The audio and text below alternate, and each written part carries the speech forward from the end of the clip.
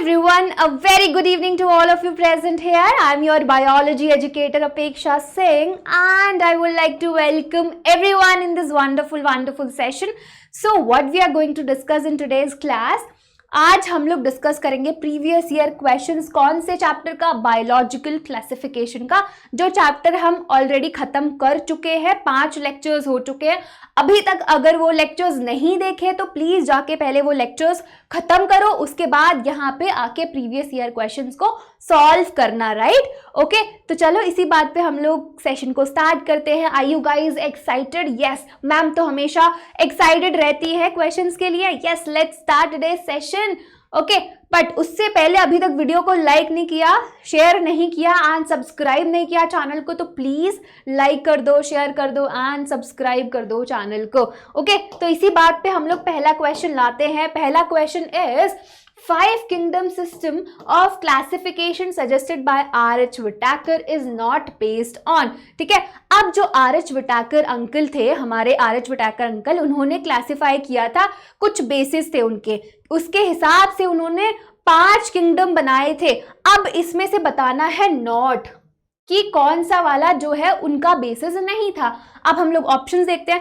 पहला ऑप्शन हमारे पास है प्रेजेंस और absence of well defined nucleus. Second is mode of reproduction and C is mode of nutrition and D is complexity of body organisation. So अगर आपको NCERT का table याद होगा, जो एनसीईआरटी का टेबल दिया हुआ है उसमें 5 किंगडम में क्लासिफाई किया हुआ है, उसके बेसिस पे अगर हम लोग करेक्ट आंसर निकाले तो इसका आंसर है मोड ऑफ रिप्रोडक्शन। जो था वो एक ऐसा बेसिस था जो आर.एच. विटाकर ने इसको यूज करके क्लासिफाई नहीं किया था 5 किंगडम में। बाकी जो पहला वाला है प्रेजेंस और absence of well defined nucleus, या तो यूक्रियोटिक हो सकते हैं या प्रोक्रियोटिक हो सकते हैं, ठीक है, या फिर मोड ऑफ न्यूट्रिशन, या वो हेटेरोट्रॉफिक हो सकते हैं, फोटोसिंथेटिक हो सकते हैं, कीमोसिंथेटिक फोटोसिंथेटिक कीमोसिंथेटिक हो सकते हैं।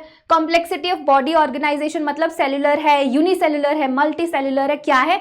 सो the correct answer is B, हमारा करेक्ट आंसर है, जिसका यूज नहीं किया था आर.एच. विटाकर ने क्लासिफाई करने के लिए 5 किंगडम्स में। ओके, ये हो गया हमारा पहला क्वेश्चन। चलो अब हम दूसरे क्वेश्चन पे आते हैं। दूसरा क्वेश्चन हमारा क्या बोलता है? दूसरा क्वेश्चन बोलता है maximum nutritional diversity is found in the group. अब इनमें से कौन सा ग्रुप है जिसमें बहुत ज्यादा न्यूट्रिशनल डाइवर्सिटी मिलती है? तो पहले ऑप्शंस देखते हैं। पहला ऑप्शन हमारे पास फंजाई है, then second is Animalia, Monera और प्लांटी। सो इनमें से कौन सा है जो मैक्सिमम न्यूट्रिशनल डाइवर्सिटी शो करेगा? तो correct answer is Monera. Correct answer is Monera. आप लोग मुझे कमेंट सेक्शन में इसकी करेक्ट आंसर बताएंगे। जो लोग भी ये वीडियो देख रहे हैं अपने आंसर जो है वो मुझे कमेंट बॉक्स में मिल जाने चाहिए। ओके, मैं चेक करूंगी।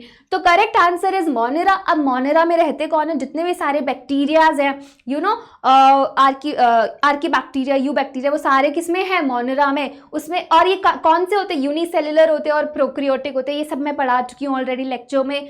एंड अगर मैं इनकी न्यूट्रिशनल डाइवर्सिटी की बात करूं तो they can be chemosynthetic, they can be autotrophic, they can be heterotrophic. So ये बहुत ज़्यादा न्यूट्रिशनल डाइवर्सिटी शो करते हैं। So correct answer is B, Monera. ठीक है, समझ में आ गया? समझ में आ गया ना?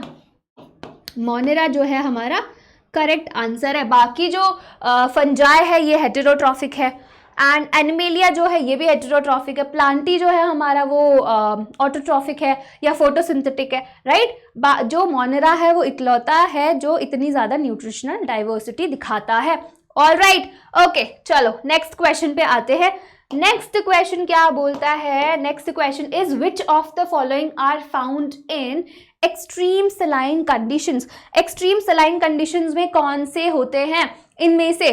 तो ऑप्शंस देखते हैं। पहला हमारे पास है eubacteria, then we have the cyanobacteria and the C is mycobacteria and archaebacteria. इनमें से कौन से हैं जो बहुत ज़्यादा एक्सट्रीमली सलाइन कंडीशंस में रहते हैं? तो इसका करेक्ट आंसर इज, अगर आपको वो टर्म याद है बहुत ज़्यादा सॉल्टी एरियाज में रहने वाले, तो द टर्म इज हैलोफाइल्स। इनको हम बोलते हैं हैलोफाइल्स। सो हैलोफाइल्स जो एक्सट्रीमली सॉल्टी एरियाज में रहते हैं, the correct answer is archaebacteria. ठीक है, correct answer is archaebacteria. Alright, यहाँ तक सब कुछ क्लियर है ना, कुछ भी कोई डाउट नहीं है, राइट। चलो नेक्स्ट पे चलते हैं। Next is methanogens belongs to. अब मीथेनोजन है वो कौन से इन चारों ऑप्शन में से किस में, कौन से ग्रुप में आता है? तो पहला है हमारे पास option eubacteria, then we have the archaebacteria, dinoflagellates, then we have the slime moulds. Okay, तो एक बार हम लोग ध्यान से देखते हैं। अगर हम लोग इसकी बात करेंगे यू बैक्टीरिया की, तो ये आपके आ गया मोनेरा में, ये आपका आ गया मोनेरा में, ये भी आपका आ गया मोनेरा में। ठीक है, अब ये जो दोनों हैं, ये दोनों हैं, ये आपके आ गए dinoflagellates and slime moles protista में। अब इसको बताना है कि मीथेनोजन्स जो है वो कौन से ग्रुप में है, तो वो correct answer is B, archaebacteria. ठीक है, किसमें है? आर्कीबैक्टीरिया, इस ग्रुप में है। बिल्कुल एनसीईआरटी की लाइन है, उसी से ये क्वेश्चन बना हुआ है, और ये किसमें आया? 2016 में आया हुआ है ये क्वेश्चन। ठीक है, चलो आगे बढ़ते हैं। आगे नेक्स्ट क्वेश्चन देखते हैं। नेक्स्ट क्वेश्चन क्या बोलता है? Next question is DNA replication in bacteria occurs. The options are within nucleolus prior to fission, then just before transcription, and D is during the S phase. So अगर आपको पता है कि जो बैक्टीरिया है वो रिप्रोड्यूस कैसे करता है, कैसे करता है? बाइनरी फिजन से। बाइनरी फिजन से करता है, सेक्सुअल रिप्रोडक्शन भी करता है, बट वो एक अलग केस है, बट मोस्टली किससे करता है? बाइनरी फिजन से। सो डीएनए रेप्लिकेशन कब होगा? पहले ही होगा ना, prior to fission. So the correct answer is B, prior to fission. Prior to fission. चलो यहाँ पे लिख दिया जाए आपके लिए आंसर, प्रायर टू फिजन। तो B is the correct answer. ठीक है, समझ में आ गया? आई होप कि आपको कोई भी डाउट नहीं हो रहा होगा, राइट? जो भी हो रहा होगा कमेंट सेक्शन में डालते रहना। चलो नेक्स्ट क्वेश्चन देखते हैं। नेक्स्ट क्वेश्चन जल्दी जल्दी करते हैं, बहुत सारे क्वेश्चंस हैं हमारे पास आज। Yes, the next question is the primitive prokaryotes responsible for the production of biogas from the dung of ruminant animals include the. बहुत इजी क्वेश्चन है, बिल्कुल एनसीईआरटी की लाइन से। अगर आपने एनसीईआरटी अच्छे से पढ़ी होगी या लेक्चर्स भी मेरे देखे होंगे तो मैंने उसमें बताया है, बहुत अच्छे से बताया है कि आपको बिल्कुल देख के पता चल जाएगा कि आंसर क्या है। A is the methanogens, then eubacteria, halophiles, thermoacidophiles. So क्या बोला है उसने? Production of biogas. Production of biogas, तो करेक्ट आंसर क्या होगा हमारा? मीथेनोजेंस। Methanogens, yes. ठीक है, कहाँ पे होते हैं? रूमिनेंट ऑफ काउ या फिर एनिमल्स। जो हमारे हैलोफाइल्स है, जैसे मैंने बताया कि बहुत ज़्यादा सॉल्ट एरियाज में होते हैं, एंड हमारे थर्मो एसिडोफाइल्स जो है वो बहुत ज़्यादा हाई टेम्परेचर या फिर एसिडिक, जो एसिडिटी होती है लो पीएच वाली जगह पे आपको ये बैक्टीरियाज मिलेंगे, राइट? ओके, तो यहाँ पे करेक्ट आंसर क्या है आपका? मीथेनोजेंस। ऑल राइट, समझ में आ रहा है सबको? चलो नेक्स्ट क्वेश्चन करें। यस, नेक्स्ट क्वेश्चन करते हैं। Next question is archaebacteria differs from eubacteria in. अब बताओ इसमें कि बोला जा रहा है कि जो आर्कीबैक्टीरिया है वो कैसे डिफरेंट है। पहला ऑप्शन है cell membrane structure, the second is mode of nutrition, and C is cell shape, D is mode of reproduction. कैसे जो आर्कीबैक्टीरिया है वो यू बैक्टीरिया से डिफरेंट है। तो करेक्ट ऑप्शन क्या आएगा आपका? करेक्ट ऑप्शन इज आपका सेल मेम्ब्रेन स्ट्रक्चर। ठीक है, सेल मेम्ब्रेन स्ट्रक्चर जो है ये, इसकी वजह से ये दोनों बैक्टीरियाज में डिफरेंस होता है। ओके, चलो आगे बढ़ते हैं। ओके, अरे मैंने रीज़न तो बताया ही नहीं इसका। इसका जो है क्यों डिफरेंस, कैसे डिफरेंस होता है? जो सेल मेम्ब्रेन है इसका, जो हमारी आर्कीबैक्टीरिया है उसका जो सेल मेम्ब्रेन है वो मोनोलिपिड लेयर है, और जो हमारा यू बैक्टीरिया है वो बायोलिपिड लेयर है। तो इसी डिफरेंस की वजह से इन दोनों बैक्टीरियाज के बीच में, प्लाज्मा मेम्ब्रेन की डिफरेंस की वजह से जो ये बैक्टीरियाज है वो एक दूसरे से डिफरेंट। हमारा नेक्स्ट क्वेश्चन देखते हैं कि क्या है। The next question is the cyanobacteria are also referred to as. The options are protist, golden algae, then we have the slime moles, blue green algae. Okay, अब इसने बोला साइनोबैक्टीरिया को हम लोग और क्या बोलते हैं, तो अगर आपने एग्जाम्पल्स या फिर अच्छे से रीड करी होगी एनसीईआरटी तो आप बिल्कुल बता दोगे कि क्या बोलते हैं. ब्लू ग्रीन एल्गे बोलते हैं इसको, साइनोबैक्टीरिया को. हाँ जी बिल्कुल सही बोल रही हूँ ना, ब्लू ग्रीन एल्गे बोलते हैं. गोल्डन एल्गे किसको बोलते हैं हम? डेस्मिड को.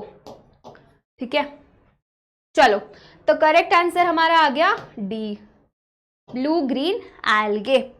ओके, नेक्स्ट क्वेश्चन देखते हैं हम लोग. Next question is in eubacteria a cellular component that resembles eukaryotic cell is. अब इनमें से कौन सा स्ट्रक्चर है, कौन सा सेल्यूलर कंपोनेंट है जो यूकैरियोटिक सेल से रिजेंबल करता है? सो हमारे पास ऑप्शंस है plasma membrane, then nucleus, ribosomes and cell wall. इनमें से कौन सा है जो यूकैरियोटिक सेल से रिजेंबल करता है? Correct answer is plasma membrane. बाकी जो स्ट्रक्चर्स होते हैं वो डिफरेंट होते हैं इन प्रोकैरियोटिक एंड यूकैरियोटिक सेल्स. ठीक है, तो यही एक ऐसा स्ट्रक्चर है जो दोनों में सिमिलर रहता है. बाकी सारे जो स्ट्रक्चर्स है they are different in both the eukaryotic as well as in the prokaryotic. Okay, चलो तो करेक्ट आंसर क्या हुआ हमारा? A. Correct answer is plasma membrane. Alright, next question पे चलते हैं. Next question is which of the following organisms are known as the chief producers in the ocean. ये तो बिल्कुल स्ट्रेट एनसीईआरटी की लाइन है. अगर एनसीईआरटी की बुक पढ़ी होगी आपने अच्छे से तो आप इसका आंसर आराम से दे दोगे. और ये कब आया था? नीट 2018 में आया था. तो मतलब इंपॉर्टेंट है वो लाइन, बहुत ज्यादा इंपॉर्टेंट है. प्लीज जाके स्टार मार्क कर लेना. ओके, कौन कौन से ऑप्शंस है हमारे पास? डाइनोफ्लैजुलेट्स, डायटम्स एंड साइनोबैक्टीरिया, यूग्लिनॉइड. अब अगर आपने पढ़ी होगी एनसीईआरटी तो इसका आंसर पता होगा. क्या है इसका आंसर? B, diatoms. डायटम्स क्या होते हैं? Chief producers in the ocean. Chrysophytes, याद आया कुछ? यस, याद आया. The correct option is B. Alright, yes, मजा आ रहा है सबको सेशन में? ऐसा तो नहीं हो रहा कि कोई क्वेश्चंस नहीं बन रहे? अगर नहीं बन रहे तो कोई प्रॉब्लम नहीं है, दोबारा से लेक्चर देखो, दोबारा से क्वेश्चन बनाओ. प्रॉब्लम होनी नहीं चाहिए, है ना. चलो नेक्स्ट पे चलते हैं हम लोग. Next is ciliates differ from all other protozoans in. जो हमारे सीलिएट्स हैं वो अदर प्रोटोजोअन से कैसे डिफरेंट है? पहले ऑप्शन में हमें दिया है using flagella for locomotion, having a contractile vacuole for removing excess water. Then we have the another option which is using pseudopodia for capturing prey, and D is having 2 types of nuclei. So कैसे जो ciliates होते हैं वो different होते हैं. The correct answer जो हमारा आएगा वो आएगा D. जो हमारे सीलिएट्स होते हैं, अगर फॉर एग्जांपल मैं पैरामीशियम का एग्जांपल लूँ तो वो न्यूक्लियर डायमॉर्फिज्म शो करते हैं. मतलब उसमें 2 न्यूक्लियस होते हैं, एक होता है मैक्रो न्यूक्लियस, दूसरा होता है माइक्रो न्यूक्लियस.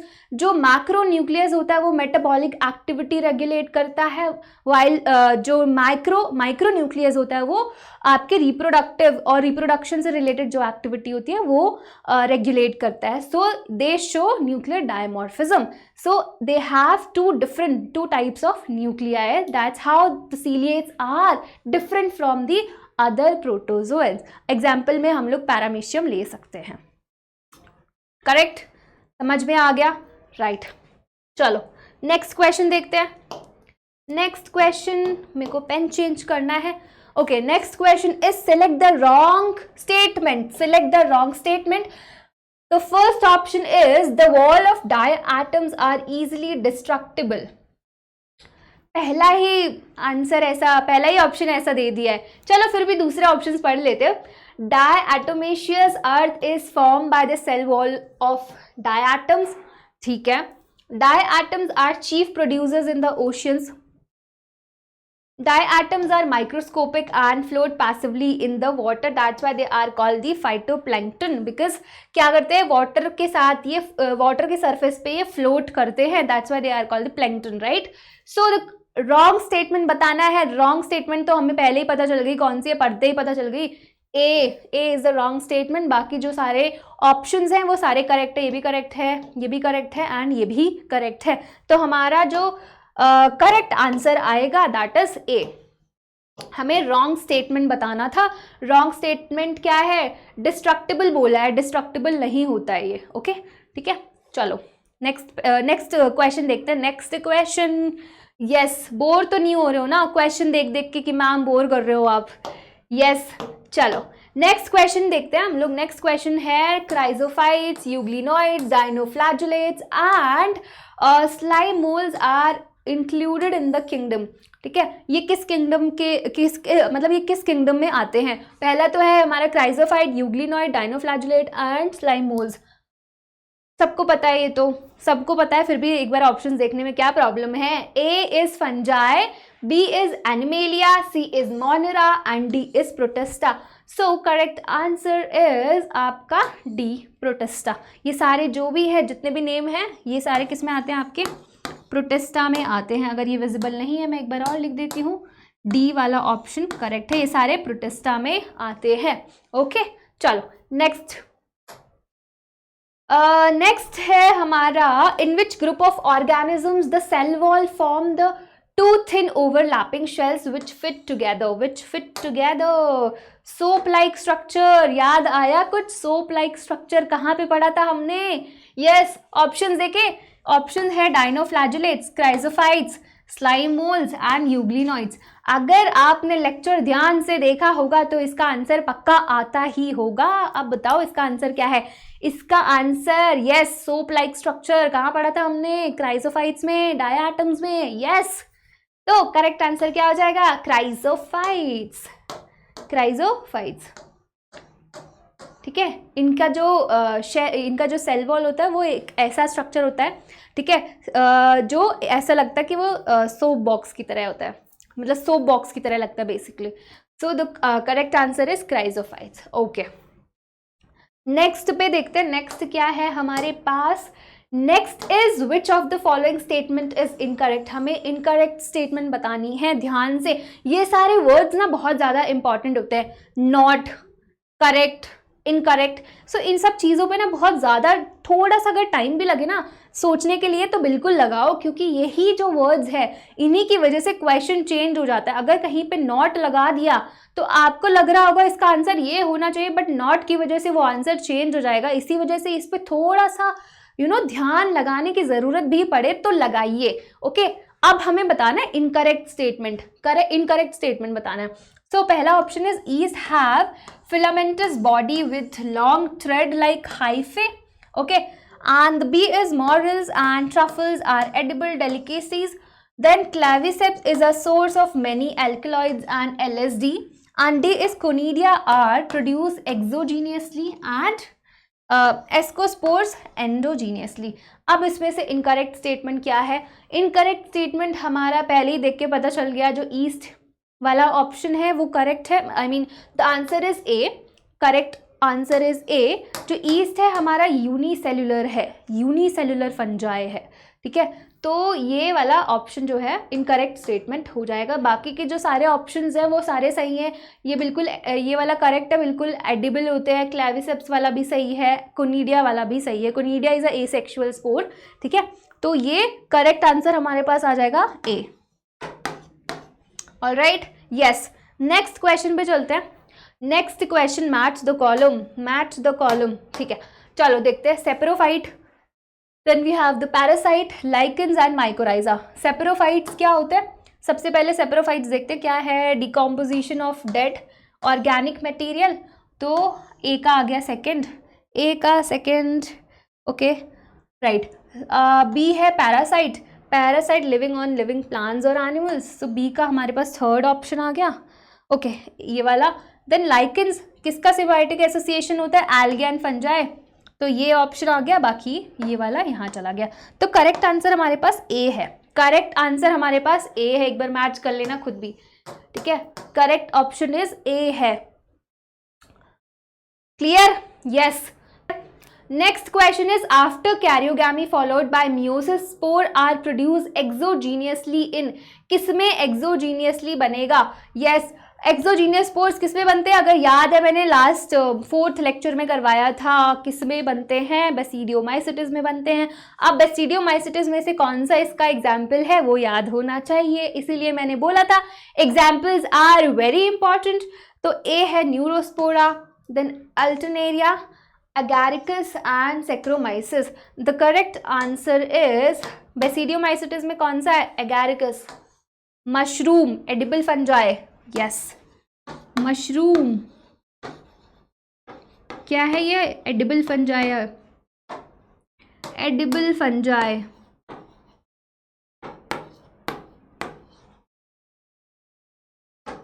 ठीक है, तो करेक्ट आंसर हमारे पास आ गया सी। ओके, चलो नेक्स्ट क्वेश्चन पे आते हैं। Next question is which one of the following is wrong for fungi? इनमें से कौन सा है जो रॉन्ग स्टेटमेंट है? The first is they are eukaryotic, all fungi possess a purely cellulosic cell wall, they are heterotrophic, they are both unicellular and multicellular, right? तो अब इनमें से बताना है कि कौन सा रॉन्ग स्टेटमेंट है। तो रॉन्ग स्टेटमेंट कौन सा है हमारा? ये वाला बी। किसकी सेल किससे मिलके बनी होती है इनकी सेल वॉल? वो है काइटिन नॉट सेल्यूलोस। तो यहाँ पे आ जाएगा काइटिन, ठीक है। तो ये वाला स्टेटमेंट हमारा गलत हो गया and the correct answer is B. Okay, समझ में आया? यस, नेक्स्ट क्वेश्चन पे चलते हैं। Next question is which one of the following statement is wrong? अब इसमें फिर से बताना है कि कौन सा स्टेटमेंट जो है वो रॉन्ग है। पहला है eubacteria are also called false bacteria, phycomycetes are also called algal fungi, cyanobacteria are also called blue green algae, golden algae are called the desmids। तो रॉन्ग स्टेटमेंट बताना है, पता चल रहा है हमें कौन सा रॉन्ग स्टेटमेंट है। ये सारे जो ऑप्शन है ये सही हैं। Phycomycetes are also called algal fungi बिल्कुल करेक्ट ऑप्शन है। साइनोबैक्टीरिया को हम लोग ब्लू ग्रीन algae भी बोलते हैं, ये भी करेक्ट है। Then we have the golden algae are also called the desmid, correct. तो हमारे पास क्या रह गया? ए वाला option. The correct option is A. Correct answer is A. Correct answer is A. हम लोग इसको क्या बोलते हैं? फॉल्स बैक्टीरिया नहीं बोलते, इसको हम बोलते हैं ट्रू बैक्टीरिया। यू बैक्टीरिया को क्या बोलते हैं हम लोग? True bacteria. ओके, चलो नेक्स्ट क्वेश्चन पे चलते हैं। Next question is one of the major components of cell wall of most fungi is. अभी मैंने बताया, अभी पिछले क्वेश्चन में ही हम लोगों ने इसकी बात करी थी। यस, अगर ऑप्शन दिख रहा है, करेक्ट आंसर दिख रहा है तो बिल्कुल कमेंट सेक्शन में लिख देना कौन सा करेक्ट आंसर है। एक बार ऑप्शन देख लेते हैं। Cellulose, hemicellulose, then chitin, then we have the peptidoglycan. क्या करेक्ट आंसर है? फंजाई की सेल वॉल किससे बनी होती है? हमारा correct answer is chitin. Yes, इसमें तो कुछ समझाना ही नहीं है, सब कुछ याद होना चाहिए, सब कुछ याद होना चाहिए, सारे एग्जाम्पल्स याद होने चाहिए। और याद कैसे होंगे? जब तक आप रिवाइज नहीं करोगे। रिवीजन करते रहो बार बार जब तक लगे कि आपको पूरा अच्छे से सारे एग्जाम्पल्स याद ना हो। जितने भी हमारे फंजाई, एस्को, ड्यूट्रो, बेसिडियो है ना, इसके सारे एग्जाम्पल्स बहुत ज़्यादा इंपॉर्टेंट है। बिकॉज एग्जाम्पल्स को लेकर ही वो क्वेश्चन बना देते हैं, फिर आप कंफ्यूजन में आ जाओगे, अरे ये कहाँ था, ये किसका एग्जाम्पल था, ये किसका एग्जाम्पल नहीं था, है ना। तो इसीलिए एग्जाम्पल्स को याद करना बहुत ज़्यादा इंपॉर्टेंट है। एंड उसका एक ही सोल्यूशन है कि आपको बार बार इसको रिवाइज करना पड़ेगा। ओके, चलो नेक्स्ट क्वेश्चन पे आ जाए हम लोग। यस गाइज, नेक्स्ट क्वेश्चन है हमारा सिलेक्ट द रॉन्ग स्टेटमेंट। फिर से हमें रॉन्ग स्टेटमेंट बतानी है। तो हमारे पास क्या क्या ऑप्शंस है देखते हैं। Cell wall is present in members of fungi and plantae, ठीक है। Cell wall is present in members of fungi and plantae. B is mushroom belongs to basidiomycetes. C is pseudopodia are locomotory and feeding structures in sporozoans. And D is mitochondria are the powerhouse of the cell in all kingdom except Monera। ठीक है, तो अब इसमें से हमें क्या बताना है? Wrong statement. तो पहला तो स्टेटमेंट मुझे सही लग रहा है, जो फंजाई होते हैं उसमें भी सेल वॉल होती है, काइटिन की बनी होती है, प्लांटी में भी सेलुलोज की सेल वॉल होती है। दूसरा मशरूम बिलोंग्स टू बेसिडियोमाइसिटिस, ये स्टेटमेंट में बिल्कुल करेक्ट है। जो मशरूम्स होते हैं, ये एगारिकस हो गया, एडिबल फंजाई, ये हमारे बेसिडियोमाइसिटिस में होते हैं। Then pseudopodia are locomotory and feeding structure in sporozoans, ये स्टेटमेंट गलत है क्योंकि जो स्यूडोपोडिया है वो किसके हैं? अमीबॉइड के, ठीक है, अमीबॉइड।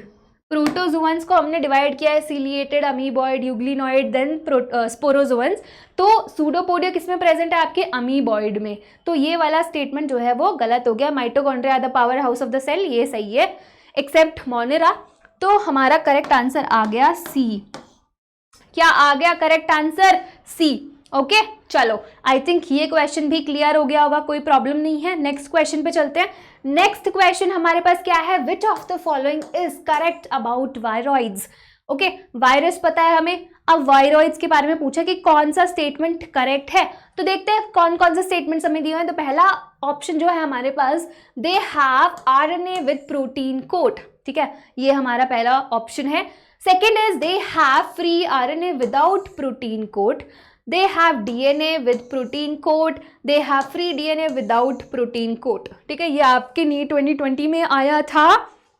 एंड अगर आपने एनसीईआरटी की लाइन रीड करी है तो बिल्कुल ये एनसीईआरटी की लाइन से आया है, ठीक है। तो अगर आपको एनसीईआरटी की लाइन याद होगी तो पता चल जाएगा कि B is the correct option. They have free RNA without protein coat. Viroids में प्रोटीन कोट नहीं होता है, जिसकी वजह से क्या होता है, उनका लो मॉलिक्यूलर वेट होता है, राइट। उनके पास सिर्फ फ्री आरएनए प्रेजेंट होता है which is the genetic material. Alright, तो करेक्ट ऑप्शन क्या आ गया हमारे पास? बी। ओके, चलो नेक्स्ट पे चलते हैं। नेक्स्ट देखते हैं, mad cow disease in cattle is caused by an organism which has क्या है? चलो देखते हैं ऑप्शंस।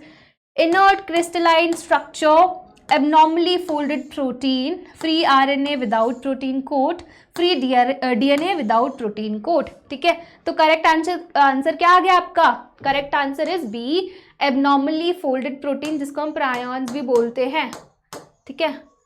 इसमें क्या होता है? एबनॉर्मली फोल्डेड प्रोटीन, जिसकी वजह से कौन सी डिसीज करते हैं? Mad cow disease in cattle.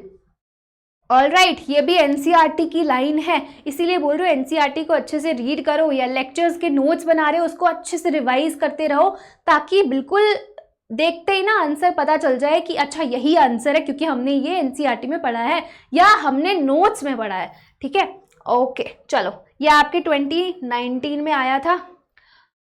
Okay, next question देखते हैं। नेक्स्ट क्वेश्चन हमारा है, विच of the following statement is incorrect? अब इनमें से कौन सा स्टेटमेंट जो है वो इनकरेक्ट है? पहला तो है prions consist of abnormally folded protein, incorrect बताना है, incorrect. Okay, then second is viroids lack a protein coat, then viruses are obligate parasites, infective constituent in virus is the protein coat. इसमें से incorrect statement कौन सा है? Incorrect statement है हमारा prions consist of abnormally folded protein, ये तो बिल्कुल करेक्ट है, ठीक है। Viroids lack a protein coat, ठीक है, ये भी सही है। And viruses are obligate parasites, infective constituent in the virus is the protein coat. अच्छा, तो करेक्ट आंसर आपका है डी, बिकॉज जो इन्फेक्टिव कॉन्स्टिट्यूएंट वायरस में होते हैं वो प्रोटीन कोट नहीं होता है, वो होता है आपका genetic material. So D is the correct option. बाकी के सारे ऑप्शन सही है, ठीक है, बाकी के सारे ऑप्शन सही है, D is the correct option. Next question पे चलते हैं। Next question is, which of the following statement is wrong for viroids? अब इसमें से फिर से कौन सा स्टेटमेंट बताना है? रॉन्ग। तो first option is, they cause infections, their RNA is of high molecular weight, they lack a protein coat, they are smaller than viruses, ठीक है, they are smaller than viruses। तो पहला तो ऑप्शन सही है, इन्फेक्शन करते हैं। दूसरा ऑप्शन मुझे गलत लग रहा है, गलत ही है, क्योंकि हाई मॉलिक्यूलर वेट नहीं होता, लो मॉलिक्यूलर वेट होता है। क्या होता है? लो मॉलिक्यूलर वेट, क्योंकि प्रोटीन कोट प्रेजेंट नहीं है, सिर्फ जेनेटिक मटेरियल है। जेनेटिक मटेरियल कितना परसेंट बनाता है स्ट्रक्चर वायरस के स्ट्रक्चर में? 5%। प्रोटीन कोट कितना बनाता है? 95%, जिसकी वजह से लो मॉलिक्यूलर वेट होगा। They lack a protein coat, ठीक है। They are smaller than viruses, ठीक है, ये भी सही है, ये भी सही है। तो करेक्ट आंसर हमारे पास बी आ जाएगा। ओके, करेक्ट आंसर क्या आ गया हमारे पास? बी। चलो नेक्स्ट क्वेश्चन देखें। Next question, yes, next question is, the term contagium vivium fluidum was coined by M.W. Bijering. Okay, so इन्होंने ये टर्म दिया था, रॉन्ग स्टेटमेंट बताना है इसमें, ठीक है, रॉन्ग स्टेटमेंट बताना है। The B is mosaic disease in tobacco and AIDS in human beings are caused by viruses. The viroids were discovered by D.J. Ivanovsky. W.M. Stanley showed that virus could be crystallized. ठीक है, अब इसमें से wrong statement बताना है, wrong. तो पहला तो ठीक है, ठीक है, पहला तो स्टेटमेंट ठीक है, दूसरा है ये भी ठीक है। वायरॉइड्स वर डिस्कवर्ड बाय, ये वाला स्टेटमेंट गलत है। 1971 में टी.ओ. डायनर ने, 1971 में किसने, टी.ओ. डायनर ने ये क्या दिया था आपको, वायरॉइड्स को डिस्कवर किया था। D option is W.M. Stanley showed that virus could be crystallise, ये भी ऑप्शन सही है। तो हमारे पास करेक्ट आंसर आ जाएगा सी, ठीक है, करेक्ट आंसर आ जाएगा सी। ओके, चलो नेक्स्ट क्वेश्चन देखते हैं। नेक्स्ट क्वेश्चन क्या है, विच of the following shows coiled RNA strand and capsomeres. ये आपका NCERT में ना एक डायग्राम बना हुआ है, वहीं से क्वेश्चन आ गया है। Polio virus, measles and tobacco mosaic virus and retrovirus, इनमें से कौन सा ऑप्शन सही है। RNA स्ट्रैंड होता है और कैप्सोमियर होता है, याद करो वो डायग्राम, याद है, अगर याद देखा होगा ना वो डायग्राम तो आंसर आ जाएगा। Correct answer is tobacco mosaic virus, ठीक है, TMV tobacco mosaic virus and the correct answer is B, ठीक है, करेक्ट आंसर आपका बी आ गया। चलो ठीक है, इसी बात पे हमारे सारे क्वेश्चंस खत्म हो गए हैं, आज के सारे प्रीवियस ईयर क्वेश्चन जो हैं खत्म कर दिए गए हैं। यस गाइस, मज़ा आया क्वेश्चंस करके।